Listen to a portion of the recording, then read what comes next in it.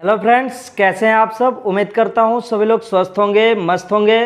Friends, मुझे उम्मीद नहीं था कि ये आप लोगों को विंडो एसी का मैं प्रैक्टिकल करा पाऊंगा, लेकिन लग रहा है कि प्रैक्टिकल पूरी तरह से आप लोगों का मैं कंप्लीट करा दूंगा। विंडो भी कंप्लीट हो जाएगा और स्प्लिट एसी का भी पूरी तरह से फुल प्रैक्टिकल कराने का कोशिश करूंगा। यहाँ पर हमने एक पहला वीडियो आपका जो बनाया था, अभी अभी इसका जो अपलोड हुआ है, वो इसको किस तरीके से विंडो एसी को कैसे ओपन किया जाता है वो सारी चीज़ें मैंने दिखाया था। अब इस ओपन होने के बाद कुछ इस तरीके से ये दिखता है। ये टोटल जो चीज़ें हैं, ये नीचे चेसिस के ऊपर सारी चीज़ें कसी गई है। ये नीचे वाला जो भाग होता है ना, इसको चेसिस बोला जाता है, चेसिस। और इसको जब निकाला जाता है कैबिनेट से, तो यही वो हिस्सा है जिससे कि ये फ्रंट होता है, यहीं से इसको खींच करके निकालना पड़ता है। उसके बाद हम आज के इस वीडियो में बात करने वाले हैं कि ये जो विंडो एसी है, इसका रेफ्रिजरेशन साइकिल किस तरीके से काम करता है। और ओरिजिनल में हम सारी चीज़ें सब कुछ देखेंगे सामने के तरफ कि कंप्रेसर कैसा होता है, इसका कंडेंसर कैसा होता है, और फैन मोटर वगैरह सारी चीज़ें किस तरीके से ये काम करता है, सब कुछ जो है कि हम आज के इस वीडियो में बात करने वाले हैं। फ्रेंड्स, इस वीडियो को शुरू से लेकर के लास्ट तक देखिएगा, आपको बहुत कुछ नॉलेज मिलने वाला है। तो चलिए फ्रेंड्स, आज के इस वीडियो को यहीं से शुरुआत किया जाता है। फ्रेंड्स, ये रहा उस पूरे सिस्टम का ये कंप्रेसर है, मेन पार्ट्स इसको बोला जाता है। और ये कंप्रेसर रोटरी कंप्रेसर है। इस कंप्रेसर में आप देखेंगे तो दो लाइनें होंगी, एक इसके बीच से निकला हुआ है, ये ऊपर से आप देख सकते हैं, इसको डिस्चार्ज लाइन बोला जाता है। ये वाली जो लाइन है ना, इसको डिस्चार्ज लाइन बोली जाती है। और उसके बाद इधर साइड में आपने देखा ये चीज़ एक सिलेंडर टाइप का लगा हुआ है, इसको एक्यूमुलेटर बोला जाता है। और ये नीचे के तरफ ये जा करके कंप्रेसर में जुड़ा हुआ है, ये सक्शन लाइन होता है। तो कंप्रेसर से टोटल दो लाइनें निकलती हैं। एक लाइन को जो ये ऊपर से निकल रहा है, इसको डिस्चार्ज लाइन बोला जाता है। और जो ये साइड से निकल रहा है एक्यूमुलेटर से होता हुआ, ये ऐसे जा रहा है, जो मोटी लाइन है, इसको हम लोग सक्शन लाइन कहते हैं। सक्शन लाइन का मतलब वह लाइन जो गैस को अपने अंदर के तरफ खींचती है, और डिस्चार्ज लाइन जो कि गैस को बाहर के तरफ, कंप्रेसर से बाहर के तरफ निकालती है। जब ये कंप्रेसर चलता है तभी पूरा सिस्टम कूलिंग करता है, या फिर इसका साइकिल काम करता है, या गैस इसमें पूरे सिस्टम में दौड़ता है। तो चलिए हम यहाँ से शुरू करते हैं। जब ये कंप्रेसर को चालू किया जाएगा तो यहाँ से ये गैस निकलती है, और इस लाइन से होते हुए डिस्चार्ज वाली लाइन से, हमने आप लोगों को थ्योरी में बताया होगा कि ये जो पाइप है सीधे आ करके जुड़ती है कहाँ पर, कंडेंसर में। कंडेंसर पर आप देखेंगे ये वाली लाइन एक आ करके जुड़ गई है, और जुड़ने के बाद यहाँ से आकर के दो हिस्सों में बटी हुई है। इस वाले भाग को कहा जाता है रेफ्रिजरेंट डिस्ट्रीब्यूटर। ये जो चीज़ दिख रहा है आपको, इसको रेफ्रिजरेंट डिस्ट्रीब्यूटर कहा जाता है। रेफ्रिजरेंट डिस्ट्रीब्यूटर इसलिए बोला जाता है क्योंकि ये रेफ्रिजरेंट को क्या करता है, बांटने का काम करता है। ये एक अंग्रेजी शब्द है और उसका हिंदी मतलब होता है बांटना। तो ये दो भागों में, एक रास्ते से जो मतलब इधर से गैस आ रही है, उसको दो रास्तों में बांट करके ये पूरे कंडेंसर वाले भाग में, ये जो कंडेंसर, ये पीछे वाला जो जाली वाला भाग दिख रहा है आपको, ये पूरी तरह से ये यहाँ से यहाँ तक यू शेप में जो बना हुआ है, इसको हम कंडेंसर बोलते हैं। और इसमें पूरी टोटल पाइपिंग की गई होती है, चारों तरफ पाइप होता है, और इसमें ये पतले पतले चद्दर लगे हुए हैं जो कि एल्युमिनियम है, एल्युमिनियम के धातु के बने होते हैं, और इनको फिन्स बोला जाता है। फिन्स का काम होता है जो उष्मा होती है या जो तापमान होता है, उसको चारों तरफ पाइप से निकाल करके चारों तरफ फैलाना, और जो भी इसके ऊपर पंखे का हवा पड़े तो उस उष्मा को बाहर के तरफ निकालना, गर्मी को बाहर के तरफ निकालना। कंडेंसर का काम यही होता है।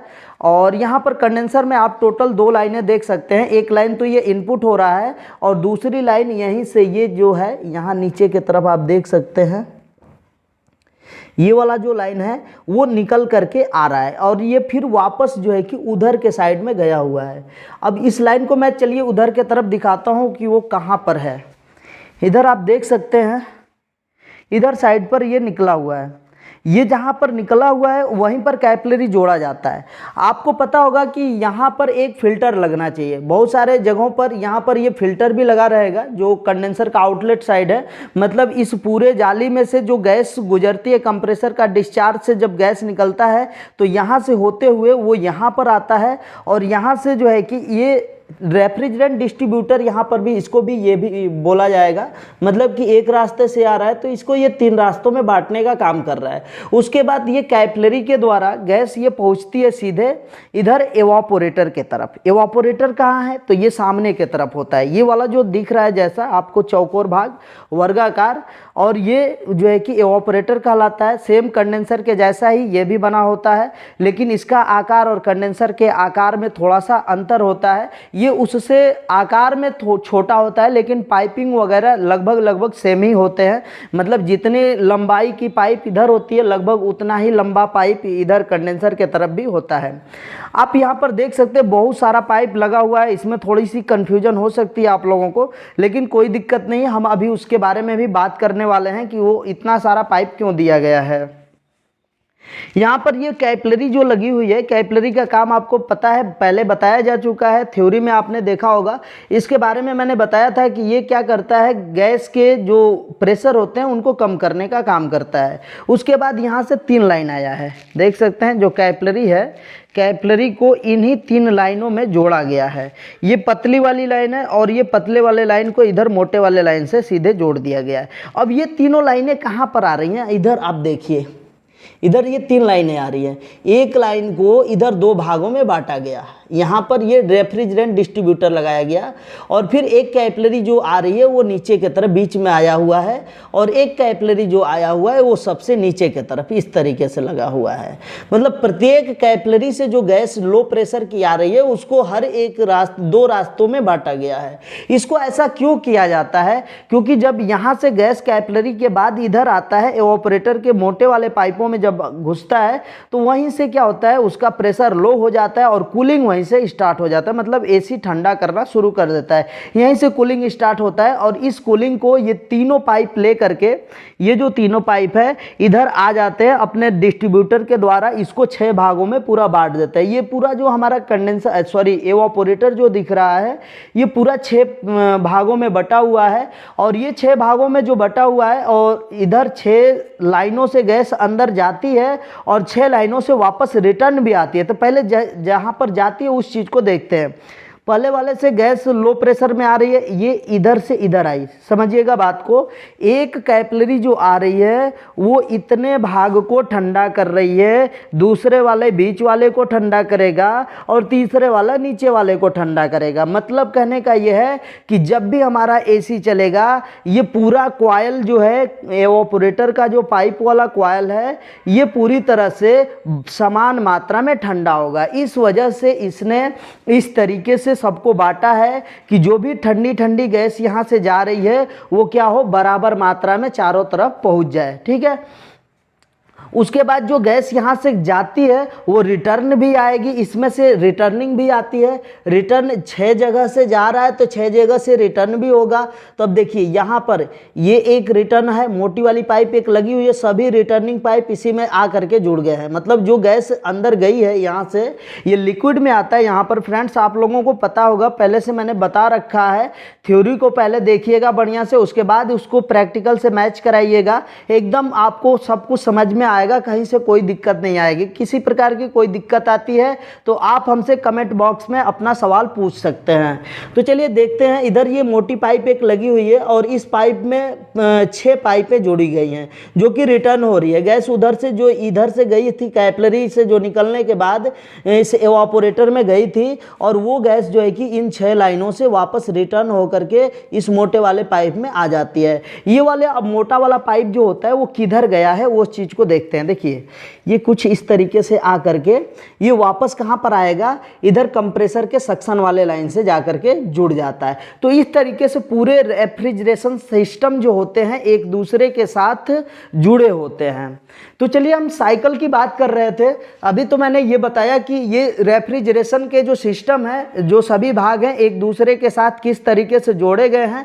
अभी मैं बात करूंगा, आप लोगों को बताऊंगा कि गैस कैसे चलती है और किस जगह पर किस रूप में बदलती है और कैसे वो काम करता है। तो इसके लिए आप कंप्रेसर को स्टार्ट करेंगे, मतलब एसी जब भी आप चालू करिएगा, देखिए इधर वायरिंग वगैरह मैंने सब कुछ खोल दिया है, सब कुछ मैं बारी बारी से वीडियो बनाऊंगा और सभी कुछ के बारे में, इस पूरे एसी के बारे में अलग अलग कई वीडियो में आपको देखने को मिलेगा। अभी यहाँ से ये क्या होता है, चलेगा, ठीक है। रेफ्रिजरेशन साइकिल अब मैं यहाँ से शुरू कर रहा हूँ बताने के लिए, आप यहाँ से ध्यान से समझिएगा कैसे ये काम कर रहा है। कंप्रेसर यहाँ से स्टार्ट होता है। कंप्रेसर जब भी स्टार्ट होगा तो डिस्चार्ज वाले साइड, जो डिस्चार्ज जो पाइप होती है वहाँ से हाई प्रेशर की गैस निकलती है। जो गैस इसमें डाली जाती है वो यहाँ से भरी जाती है। आप देख लीजिए सक्शन वाली लाइन में एक एक्स्ट्रा लाइन यहाँ पर दी गई है, इसी लाइन के द्वारा गैस को भरा जाता है, ये आप देख सकते हैं। और इधर मैंने ये पिन वाला वाल्व लगाया हुआ है, इसको यदि हम खोलते हैं तो इसमें आपको इधर एक पिन दिखेगा, आप देख लीजिएगा, इससे गैस भरा जाता है।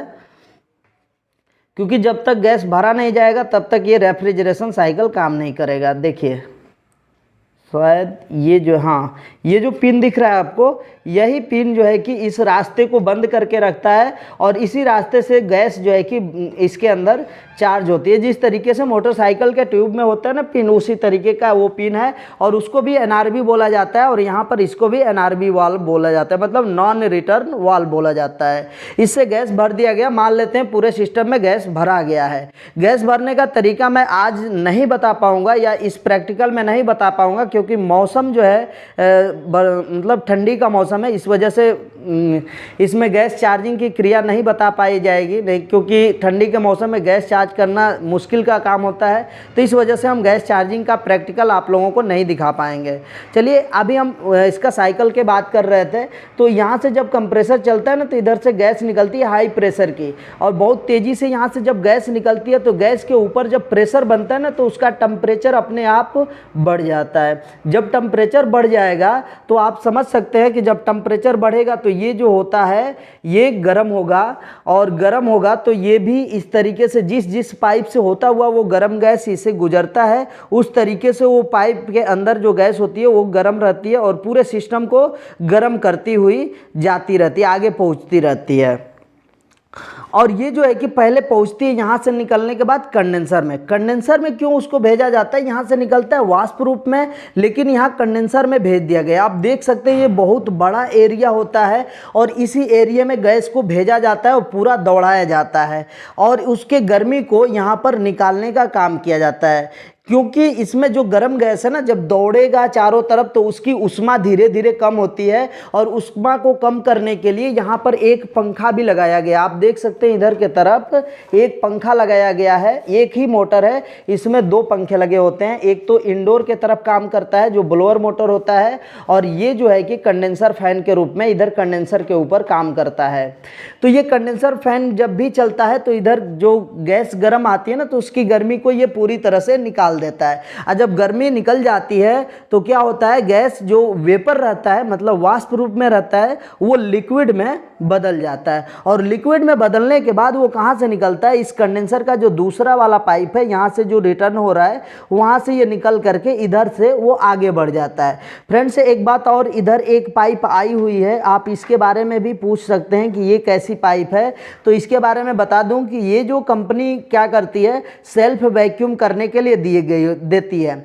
सेल्फ वैक्यूम का मतलब यह है कि यदि आप गैस चार्ज करते समय जो प्रक्रिया वैक्यूम की जाती है, वैक्यूम इसी कंप्रेसर के द्वारा करना चाहते हैं तो इस पाइप को यहाँ से काट दीजिएगा और पूरी अंदर की जो हवा होती है यहीं से निकल जाती है, और फिर जब हवा निकल जाएगी तो कंप्रेसर चालू रहते समय उसको बंद करके फिर से जो है कि वैक्यूम वो कंप्लीट हो जाता है और उसके बाद आप गैस चार्ज कर सकते हैं। मतलब अलग से आपको वैक्यूम पंप या अलग से कंप्रेसर ले जा करके इसके अंदर से हवा को खींचने की ज़रूरत नहीं पड़ती है, वो सेम इसी कंप्रेसर से इसी पाइप के द्वारा हो जाता है, वो इसीलिए दिया गया होता है सेल्फ वैक्यूम के लिए। तो चलिए ठीक है हम आगे बढ़ते हैं। यहाँ पर क्या होता है, कंडेंसर पूरी तरह से गैस को लिक्विड में बदलता है, और इस लिक्विड में बदलने के बाद ये पाइप थोड़ा सा अंदर गई है, और अंदर जाने के बाद उस साइड से मैं दिखाता हूँ कि वो पाइप किधर आ करके निकली हुई है।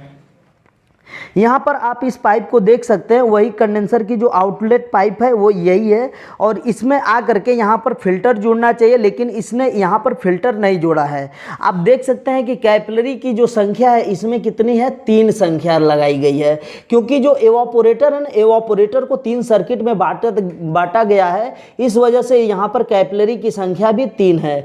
यदि आप 2 सर्किट में बांटे हैं, कोई मतलब ऐसा एसी है जो 2 सर्किट में एवापोरेटर बना है, तो उसको 2 कैपिलरी लगाया जाएगा।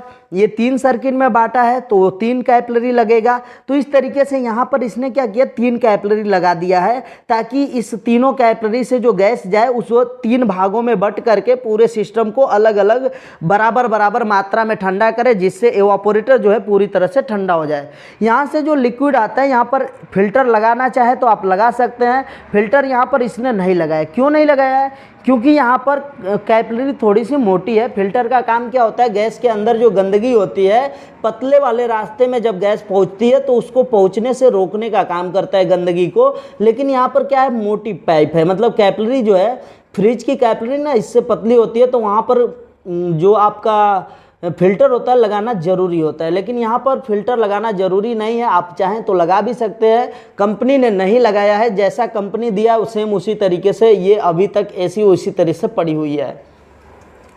यहाँ से अब जो है कि लिक्विड पहुँचता है किसमें, तीनों कैपिलरी में आता है। और कैपिलरी का काम क्या होता है फ्रेंड्स, ये काम करता है प्रेशर को लो करने का। इधर कंप्रेसर ने जो प्रेशर बढ़ाया था, हाई प्रेशर किया था, कंडेंसर ने उसको वाष्प, जो हाई प्रेशर का वाष्प रेफ्रिजरेंट था, यहाँ से जो कंप्रेसर के कंडेंसर के अंदर गया, कंडेंसर ने उसको गर्मी को निकाला, जिससे कि वो लिक्विड में बदल गया, द्रव में बदला, और वो द्रव को अब इस कैपिलरी में भेजा जाता है। यहाँ से 3 रास्ते में आएगा, और ये तीनों रास्ते मिल करके क्या करते हैं, इनको 3 अलग अलग रास्तों में इधर एवापोरेटर में भेज देते हैं। जिससे होता है क्या है कि यहाँ से जैसे ही कैपिलरी से ये मोटे रास्ते में आता है, मतलब पतले से मोटा जैसे ही होता है, व्यास बड़ा होता है, तो यहाँ पर तुरंत प्रेशर इसका लो हो जाता है, और जैसे प्रेशर लो होता है वहीं से कूलिंग स्टार्ट हो जाती है। तो फ्रेंड्स यहीं से कूलिंग स्टार्ट होती है, और ये ठंडी ठंडी जो गैस होती है यहाँ से आगे 3 रास्तों में आती है, और ये 3 रास्ते 2-2 रास्ते अलग अलग बढ़ा करके बना देते हैं।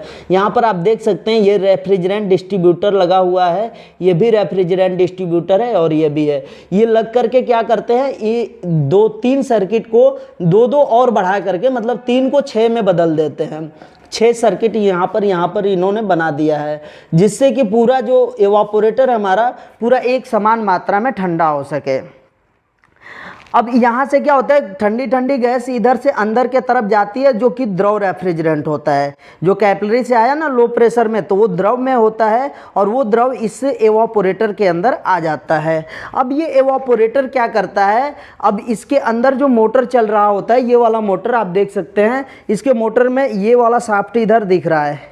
इस शाफ्ट के अंदर ना एक ब्लोअर चलता है, मतलब इसके अंदर जो है एक गोल पंखा चलता है, और वो गोल पंखा जब भी चलेगा इधर सामने से हवा को क्या करता है, खींचता है। फ्रंट से हवा को खींचेगा, जब भी हवा के कमरे के अंदर की हवा को खींचता है, तो कमरे के अंदर की हवा की जो गर्मी होती है उसको ये कंडेंसर के जो एवापोरेटर के अंदर लिक्विड रेफ्रिजरेंट आ रहा है, उस गर्मी को ले करके वाष्प रूप में बदल जाता है। जो रेफ्रिजरेंट है हवा की गर्मी को लेता है और लिक्विड से वाष्प में बदल जाता है, मतलब वेपर में कन्वर्ट हो जाता है। और वह वेपर इधर से, इसमें से जो रिटर्न वाली लाइन है, उन सभी रिटर्न वाली लाइन से इधर आ जाती है, और वेपर में आकर के इस मोटे वाले लाइन से होते हुए कंप्रेसर के अंदर वापस चली जाती है। एक बात और ध्यान दीजिएगा, यहाँ से आउटपुट हमको क्या मिल पाया है, जब इधर से गर्म गैस अंदर के तरफ गई, मतलब गर्म हवा कमरे की गई है इधर, तो वो जब इसमें संपर्कित, तो अपनी गर्मी इसमें क्या किए, रेफ्रिजरेंट को दे दी, तो जो रेफ्रिजरेंट है गर्मी को लेकर के वेपर में बदल गया, लिक्विड में आया था इसमें, लेकिन वेपर में बदल गया। और वे वेपर जो है कि सीधे चले जाते हैं कंप्रेसर के अंदर। लेकिन हवा क्या होती है, ऐसे में ठंडी हो जाती है। और हवा जो ठंडी होती है, आप इस रास्ते से देख सकते हैं, जो ये सामने रास्ता बनाया गया है ये वाला, इससे जो है कि ये बाहर के तरफ आ जाते हैं। तो मतलब यहाँ से हवा अंदर जाती है और जो कि गर्म हवा होती है, लेकिन वही हवा जब इस ठंडे कॉइल के संपर्क में आती है तो ठंडी होकर के यहाँ से निकलती है और कमरे को लगातार ठंडा करती रहती है। तो इस तरीके से क्या होता है, हवा की गर्मी कमरे के अंदर की गर्मी को ये लेता है और लेने के बाद इसके जितने भी रिटर्निंग पाइप है, आप देख सकते हैं ये 6 रिटर्निंग पाइप, क्योंकि 6 इनलेट है, 6 पाइप का इनलेट है इसमें, तो 6 आउटलेट भी बने होंगे और उनको एक ही रास्ते में एक मोटे वाले पाइप में जोड़ा गया है। आप देख सकते हैं 1 2 3 और ये 4 5 और ये नीचे वाला 6, इन सभी को मिला करके एक मोटे वाले पाइप में लाया गया। और ये वाला मोटा वाला पाइप क्या हुआ है, आप देख सकते हैं ध्यान से, वो नीचे गया है, यू बनाया गया, फिर उसके बाद इधर आया है और इसी मोटे वाले पाइप, मतलब ये खींच रहा है कंप्रेसर इस वाले लाइन से, सक्शन वाली लाइन होती है, और ये सक्शन वाले लाइन से हो करके एक्यूमुलेटर में आ जाता है और एक्यूमुलेटर से होते हुए ये कंप्रेसर के अंदर जाता है और फिर वापस उस कंप्रेसर क्या करता है, उस गैस को कंप्रेस करके इधर डिस्चार्ज से भेज देता है और फिर यही प्रक्रिया बार बार चलने लगती है। एक चीज़ और आपको यहाँ पर समझना है, यहाँ पर ये जो छोटा सा सिलेंडर से जैसा दिख रहा है, जिसे हम एक्यूमुलेटर बार बार कर रहे हैं, इसमें मैंने आप लोगों को थ्योरी में भी बताया था कि इसमें एक ऊपर पाइप दिख रही है और एक नीचे की तरफ पाइप दिख रही है, और ये दोनों पाइप क्या है, एक दूसरे से सटी हुई नहीं होती है। यदि इस दोनों को आपस में जोड़ना ही होता तो ये मोटा वाला सिलेंडर क्यों लगाता, ये ऐसा नहीं ना होता, ये सीधे इस पाइप से ये डायरेक्ट जुड़ जाता। लेकिन ये क्या करता है, ये वाली पाइप जो होती है ना, थोड़ी सी साइड में इधर आती है ऊपर के तरफ, और ये वाली पाइप थोड़ी सी इधर साइड में जाती है, मतलब दोनों आपस में कटे होते हैं। इधर कभी कभी ये वाली मोटी वाली लाइन में आना तो चाहिए हमेशा वेपर मतलब वाष्प आना चाहिए, लेकिन क्या होता है, कभी कभी होता है ना कि इधर हीट लोड कम हो जाता है। कमरा जब आपका ठंडा हो जाएगा या आपका फिल्टर गंदा हो गया, इधर से एयर क्रॉस नहीं कर रहा है, तो हवा की गर्मी इधर नहीं जा पाती है, जिससे कि लिक्विड रेफ्रिजरेंट वेपर में नहीं बदल पाते हैं, वाष्प में नहीं बदल पाते हैं। तो वह वेपर और लिक्विड दोनों जो है कि इस मोटे वाले पाइप से होते हुए, मतलब इस सक्शन वाली लाइन से होते हुए इधर के तरफ अंदर के तरफ आ जाते हैं। और यदि लिक्विड और वेपर दोनों आते हैं तो वेपर समझ सकते हैं आप, मतलब वाष्प को समझ सकते हैं कि वो हल्का होगा, लिक्विड जो होगा वो नीचे के तरफ बैठ जाता है, और वेपर जो होता है, इसका ये जो पाइप है जो ऊपर गया है, वो उस वेपर को ये खींच करके अंदर कंप्रेसर के दे देता है, और कंप्रेसर फिर से उस वेपर को इधर हाई प्रेशर के साथ भेज देता है, मतलब इधर आता है लो प्रेशर में और इधर हाई प्रेशर में निकल जाता है। तो इसने क्या किया, आप क्या समझे यहाँ पर, ये जो एक्यूमुलेटर है लिक्विड को कंप्रेसर के अंदर जाने से रोकने का काम कर रहा है। यदि लिक्विड यहाँ से इधर चला जाता है तो कंप्रेसर के खराब होने का खतरा हमेशा बना रहेगा। इसी वजह से जो लिक्विड है उसको यहीं पर इस एक्यूमुलेटर के द्वारा रोक लिया जाता है। अब आपका सवाल ये हो सकता है कि जो लिक्विड आ रहा है इसके अंदर, उसका क्या होता है, तो लिक्विड का कुछ नहीं होता है। जो लिक्विड इसके अंदर आता है, कंप्रेसर की गर्मी को यहाँ से इसको हीट लोड मिलता है और तुरंत जो है कि जो लिक्विड आ रहा है वहाँ से हीट लोड को पा करके तुरंत वेपोराइज हो जाता है, मतलब वाष्पीकरण हो जाता है उसका, मतलब वाष्प रूप में बदल जाता है। और वह वाष्प रूप का रेफ्रिजरेंट फिर से ऊपर, मतलब जैसे वाष्प में बदलेगा ना, तो लिक्विड है तो वेपर में बदलेगा तो ऊपर जाएगा, और ऊपर वाले से ये पाइप से होते हुए खींच करके ये क्या करता है, उसको तुरंत इसके अंदर कर देता है। मतलब कहने का ये है कि जो इधर के तरफ गैस आई थी, जो लिक्विड में आई थी, जो नीचे गिरी थी, वह भी कुछ ही सेकंड के अंदर इसके वाष्प के रूप में बदल करके इसके अंदर चली जाती है। मतलब डायरेक्ट लिक्विड इसमें नहीं जाता है, उसको यहाँ कुछ देर रोका जाता है और उसको बदला जाता है वाष्प के रूप में, फिर जो है कि इसके अंदर भेजा जाता है। तो उम्मीद करते हैं कि आपको आज की हमारी ये वीडियो जो रेफ्रिजरेशन साइकिल पर था और ये विंडो एसी के पूरे कार्य प्रणाली पर था, किस तरीके से विंडो एसी अपना कार्य करता है, और ये चीज़ आपको समझ में आया होगा। प्रैक्टिकली हमने आप लोगों को बताने का कोशिश किया है। फिर भी यदि आप लोगों का कोई सवाल है तो आप नीचे कमेंट में लिख सकते हैं, हम आपका आंसर ज़रूर करेंगे।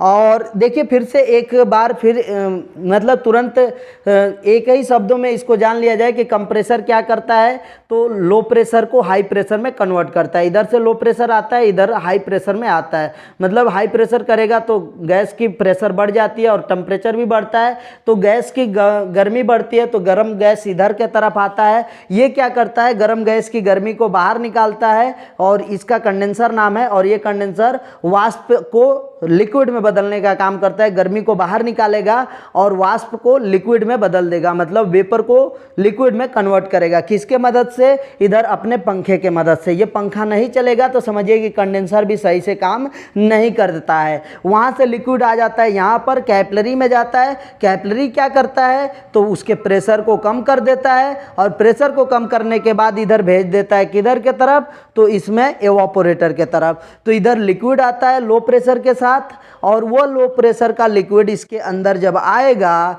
तो वो क्या करता है, इधर ठंडा हो जाता है। और जो कमरे की हवा होती है इधर के तरफ जब जाती है तो वो ठंडे कॉइल से संपर्क में आती है, तो अपनी गर्मी इसको दे देती है। और देने के बाद क्या करता है कि गर्मी को लेने के बाद वो मतलब कि लिक्विड जो रेफ्रिजरेंट होता है वेपर में बदल जाता है और हवा ठंडी होकर इधर कमरे के अंदर आ जाती है। मेन हमारा मकसद होता है हवा को ठंडा करके कमरे के अंदर भेजना, जो कि ये कंप्लीट कर लेता है। ठीक है, तो फ्रेंड्स हमें उम्मीद है कि आप लोगों को ये वीडियो समझ में आया होगा। यदि कुछ ना समझ में आया हो, थ्योरी से ज़रूर इसको मैच कीजिएगा, आपको पूरी बातें समझ में आएगी। यहाँ पर हमने ओरिजिनल में क्या क्या चीज़ें कैसे कैसे होती हैं सारी चीज़ें दिखाने का प्रयास किया है। तो उम्मीद है कि आपको सब कुछ समझ में आया होगा। तो चलिए फ्रेंड्स, आज के लिए बस इतना ही। मिलते हैं नेक्स्ट वीडियो में नेक्स्ट टॉपिक के साथ। तब तक के लिए जय हिंद, वंदे मातरम।